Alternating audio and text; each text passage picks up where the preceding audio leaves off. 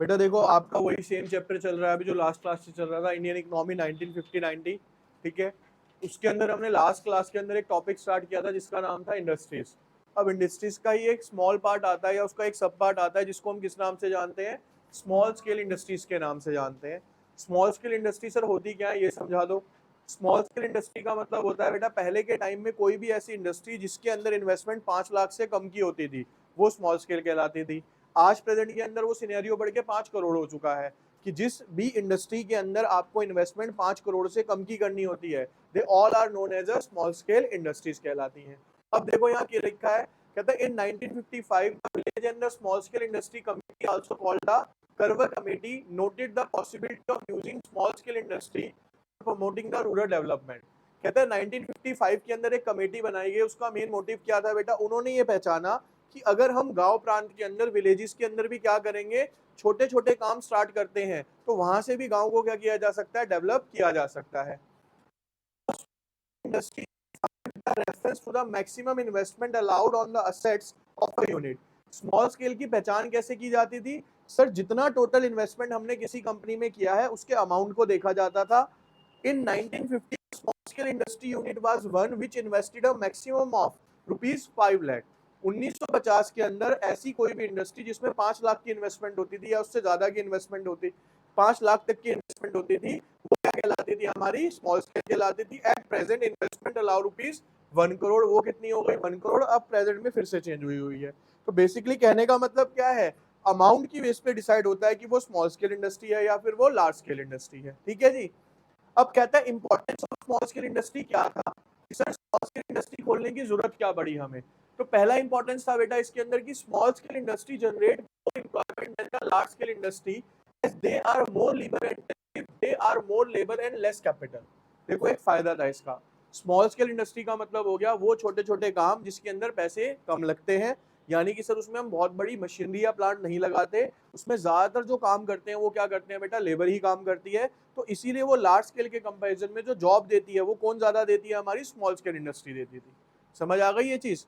दूसरे पॉइंट में एसएसआई का मतलब है small scale industry can not compete with the big industry firm, it is obvious that development of a small scale industry requires them to be shielded or protected from the large firm, so various steps were taken by the government for the protection as well as the development of the SSI। क्योंकि बेटा जो small scale industry थी वो काफी छोटे स्तर पे काम करती थी, तो वो लार्ज स्केल इंडस्ट्री से कम्पीट नहीं कर पाती थी। ये देखते हुए गवर्नमेंट ने क्या करा बेटा, इन्हें बहुत सारी सब्सिडीज प्रोवाइड करी, बहुत सारे रिबेट्स प्रोवाइड करे, जिससे कि जो स्मॉल स्केल इंडस्ट्री है वो भी क्या कर सके, डेवलप कर सके। फिर आता है steps taken by the government to promote small scale industry. Government ने क्या स्टेप लिए, the production of a number of products was reserve for the small scale industry, the criteria of reservation being the ability of these unit to manufacture the goods. Government ने इनकी help के लिए क्या किया बेटा, government ने suppose करो मान के चलते हैं कि कुछ प्रोडक्ट्स ऐसे थे, ठीक है, छोटे 12-15 प्रोडक्ट्स ऐसे कर दिए जो गवर्नमेंट ने क्या कर दिए, रिजर्व कर दिए। रिजर्व का मतलब जैसे साबुन, छोटे छोटे काम जो होते हैं ना, कि ये स्मॉल स्केल इंडस्ट्री के अलावा लार्ज स्केल इंडस्ट्री करेगी ही नहीं। उससे बेनिफिट क्या मिलेगा, कोई बताएगा मेरे को।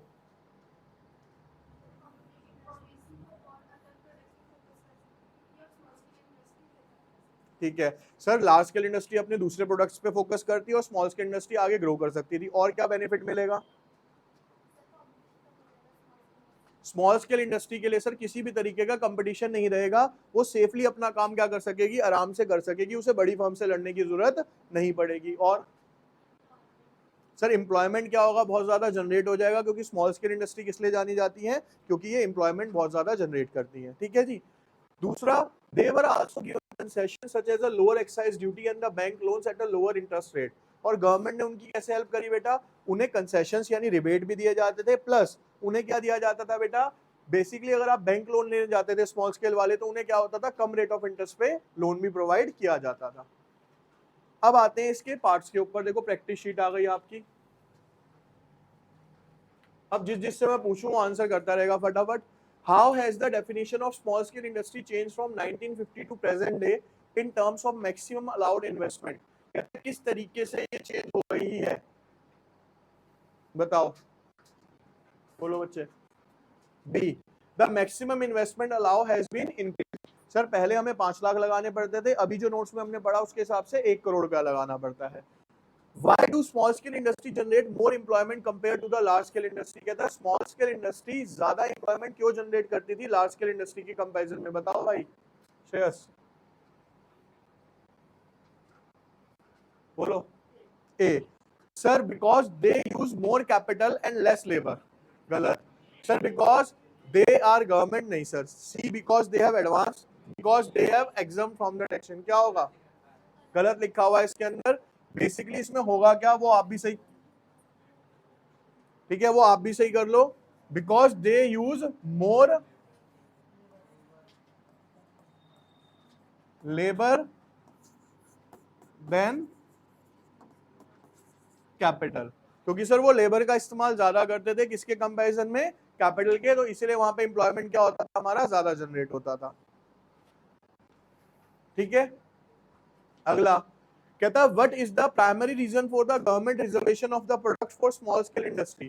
कहता है गवर्नमेंट ने स्मॉल स्केल इंडस्ट्री के लिए कुछ प्रोडक्ट्स को रिजर्व कर दिया था, उसका मेन प्राइमरी रीजन क्या था Krishna?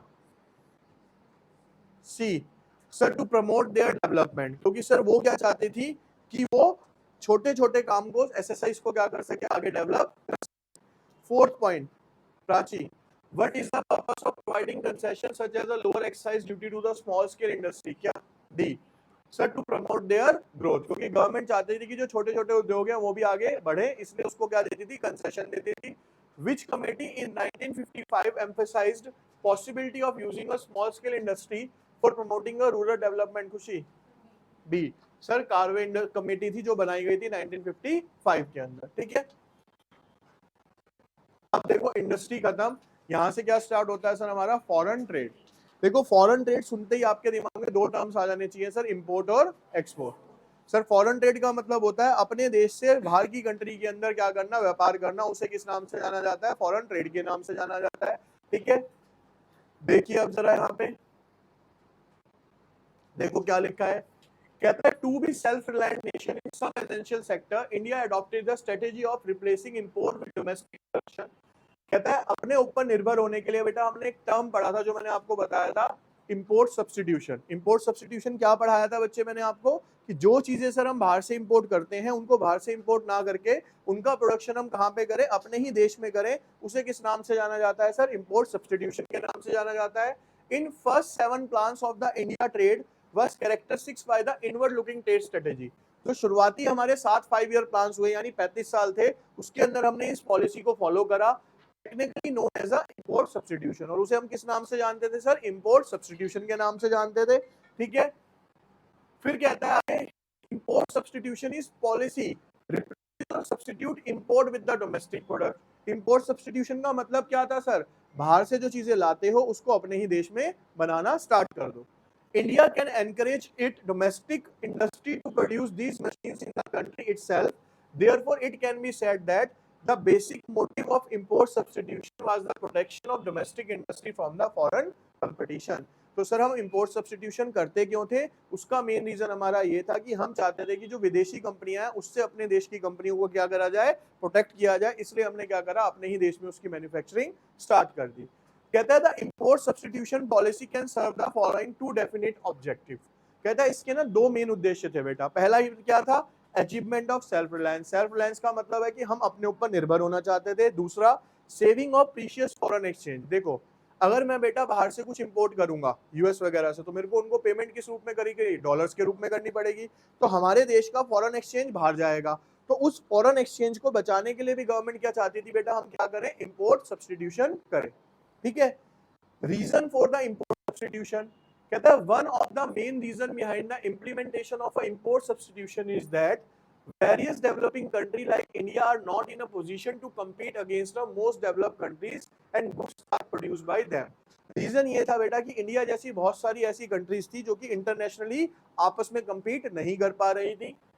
However, with the protection of industry in these countries from the foreign products, they will be in position to compete with them in the due course of a time. लेकिन अगर हम अपने देश की companies को strong कर लें या उसे आगे बढ़ावा दे दें तो आने वाले समय में हम क्या कर सकते हैं, उनके साथ कंपीट कर पाएंगे, जैसे आज इंडिया कर भी रहा है कई जगह पे। ठीक है beside because of the import of luxury goods from the foreign countries, there was a risk of draining of foreign exchange reserve of the country, therefore restriction import was necessary. और दूसरा लॉस क्या होता था sir कि हम जब बाहर से लग्जरी गुड्स मंगाते थे तो उसमें बहुत ह्यूज अमाउंट में हमारे पास से क्या जाता था, फॉरेन एक्सचेंज जाता था। उस फॉरेन एक्सचेंज को बचाने के लिए भी हमें किसकी रिक्वायरमेंट है, इंपोर्ट सब्स्टिट्यूशन की रिक्वायरमेंट है। ठीक है, अब देखो अब ये करते कैसे थे सर हम, इसको बहुत ध्यान से सुनना बच्चे। कहता है protection from the import through tariff and quotas. Government ने बेटा दो चीजें करी, टैरिफ और कोटास क्या होते हैं ये समझ लो। देखो टैरिफ का मतलब होता है सर टैक्स।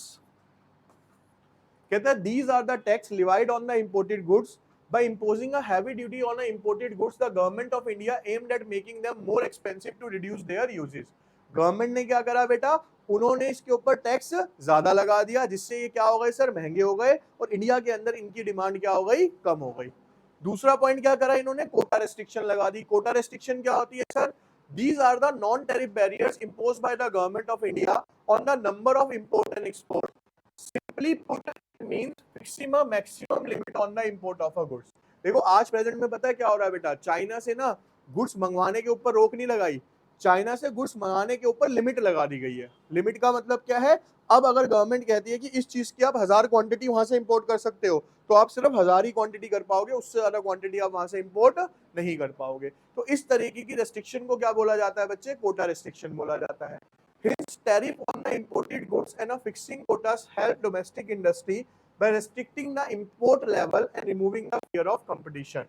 तो इससे हेल्प क्या मिली, क्योंकि बाहर से गुड्स आ नहीं रहा था, ठीक है, वहां का गुड्स हमारे यहाँ पे महंगा हो गया, तो डोमेस्टिक इंडस्ट्री को क्या मिल गया, एक तरीके से प्रोटेक्शन मिल गया, ठीक है, from foreign market which ultimately encourage them expanding their business. तो अल्टीमेटली वो क्या हुए, मोटिवेट हुए और उन्होंने अपने यहाँ का बिजनेस क्या कर लिया, एक्सपेंड करा या उसको बढ़ा लिया बेटा। ठीक है, अब जरा रुक जाओ, अब मैं जो इससे पूछ रहा हूँ पहले वो बताओ, बस पहले मैं बताऊंगा उसके बाद डाउट पूछूंगा, डाउट पूछने बैठ गया तुम सारा मेरे से रिपीट करा लोगे।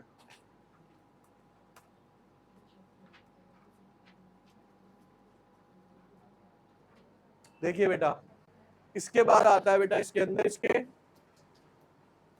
वर्कशीट आ जाएगी। कहता है what is the primary purpose of the import substitution policy in the foreign trade. कहता है क्या प्राइमरी पर्पस था, बोलो भाई, C sir to protect domestic industry from the foreign competition. अगला आता है what is the main reason behind the implementation of a import substitution policies in developing country like India. कहता है इंडिया के अंदर इंपोर्ट सब्स्टिट्यूशन लाने का main reason क्या था सोनम, क्या,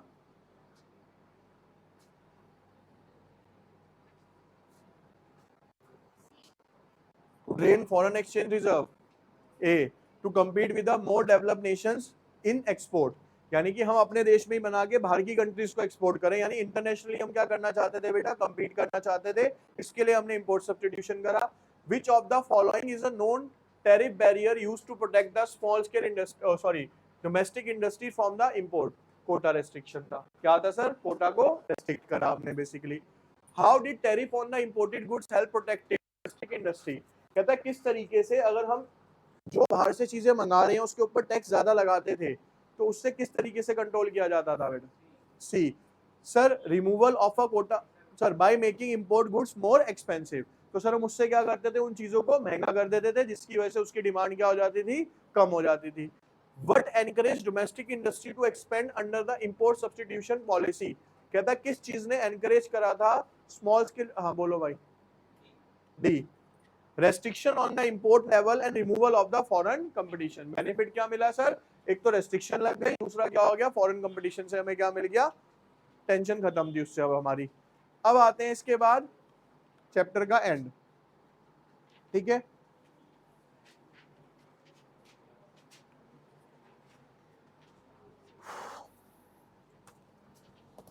अब बेटा यहाँ पे जरा ध्यान से सुन लीजिए बात।